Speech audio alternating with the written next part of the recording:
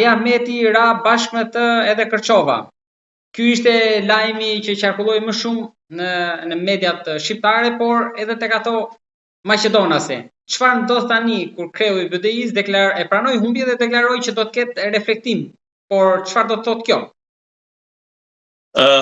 Do të kemi diçka në qartë që nuk kanë humbur shqiptarët dhe kanë fituar maqedonasit, po për mua kanë fituar qytetarët, sepse kryetari I komunës së Kërçovës është zgjedhur me 5000 vota të shqiptarëve. Pra, nëse do t'i marrim në anë gjeografike numerike, rreth 40% apo 43% janë maqedonas në Kërçovë dhe mbi 55%, 57% janë shqiptarë. Ku kishin dhe ardhës nga diaspora këtej. Pra, me matematik, me gjithçka shqiptarët janë shumicë. Por, një pjesë e shqiptarëve, domethënë të koalicionit Vleni që janë në qeveri me VMRO të PMN, votuan për kandidatin Maqedonas dhe kështu Kërçova, domethënë pas 2009 që e kanë udhëhequr 3 mandate Fatmir Dehari, domethënë I BDI-s, tani e ka marrë VMRO-ja dhe ajo që është më tragjike është që edhe komuna e Bërvenicës, që shqiptarët janë shumicë, me matematikë gjitha e fitovi Maqedonën kur atë luhet dava 500 vota, 700 vota, kur rreth 1000 vota shqiptarë kanë votuar për kandidatin. Diaspora nuk arriti që ta mbante, ti mbante të dyja.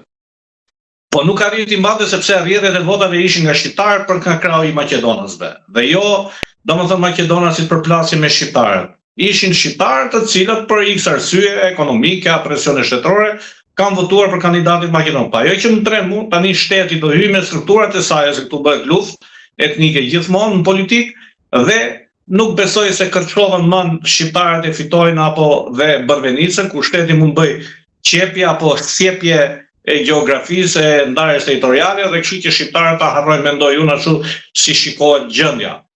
Por ajo që është që Ali Ahmeti nuk humbi, ta kam thënë raundi I parë është ai që vendos, raundi e parë Aki, domethënë BDI-ja me Ali Ahmeti kanë marrë rreth 25000 vota më shumë se Vleni, duke patur parasysh që për partinë Vleni, për koalicionin Vleni që janë individ të mbledhur bashkë, kanë votuar dhe maqedonës për krijuar një opinion dhe një presion se zoti Ali Ahmeti apo Zjadin Sela dhe Arben Taravari janë humbës, nuk janë humbës realisht. Nëse ne do themi të vërtetën dhe duhet ta mbrojmë të vërtetën. Politika është gjë tjetër. Pra, nuk është humbës Aki, por janë humbës shqiptarët. Ky është mendimi.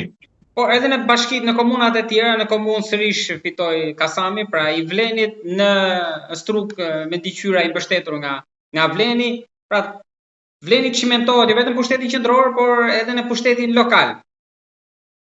Pra tani meqense Vleni ka premtuar shumë gjëra, ka 2 pushtetet, e ka dorën e lirë dhe do të shikojmë si do t'i mbrojë interesat e qytetarëve, interesat e shqiptarëve, gjuhën shqipe, flamurin shqiptar, postet qeveritare.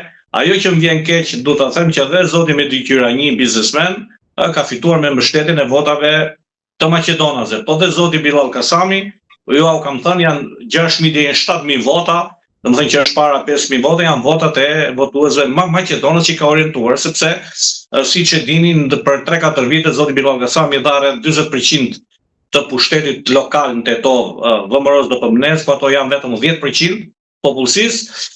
Lejovi apo si shkritet tu ndërtimin e një kishë në një zonë ku shqiptarët janë shumicë në atë lagje këto, lejovi një vendosje një kryqi dhe shumë shite vlerë të tjera. Por nuk është kjo çështja. Çështja është çfarë do bëjë BDI-ja. A do të jetë reale BDI-ja që do të denoncojë në prokurori dhe jo në media shkeljet e mëdha që janë bërë? Për shembull në Bërvenic ka shkelje të rënda gjatë votimit, sepse në vendbanimet e Maqedonisë kanë dalë 80 deri 90% qytetarëve, që asnjë nuk bën vakike, sepse kanë dhe ato emigrantë. Pra kemi një lojë të fliqur. Por çështja duhet kërkuar ke BDI-ja. Unë mendoj që sot ka mbledhje Kryesia Qendrore e BDI-s dhe zoti Ali Ahmeti duhet I kërkojë të gjithë dorëheqjen e posteve, domethënë dhe nga Kryesia Qendrore të bëjë një kongres urgjent ku të ndrohen figurat humbse, duhet pranojnë ata që humbën, se kanë humbur rënd, ata që kanë humbur nuk kanë bërë organizim të mirë. Sepse për 3-4 vitesh dega e BDI-s të Tetovës ka qenë inekzistente, asnjë nuk ka. Edhe personazhin drejtuesin që s'po vjen në mos gaboj Faton Ahmeti. Po, zoti Faton Ahmeti, që 3 poste, siç e kemi thënë, kryetari I degës të BDI-s, sekretari I përgjithshëm I partisë dhe shef shtabi I përgjithshëm I partisë, domethënë gjitha Republikën e Maqedonisë. Dhe nuk kanë ai kapacitet intelektual që themi se farmacist është që themi ka një kapacitet që intelektual, por duhet t'japi dorë dhe duhet marrë përsipër humbjen, duhet mësohet me kulturën europiane. Këtu nuk ka integritet. Duhet kemi qartë që shqiptarët këtu si votuesi, si politikanë nuk kanë integritet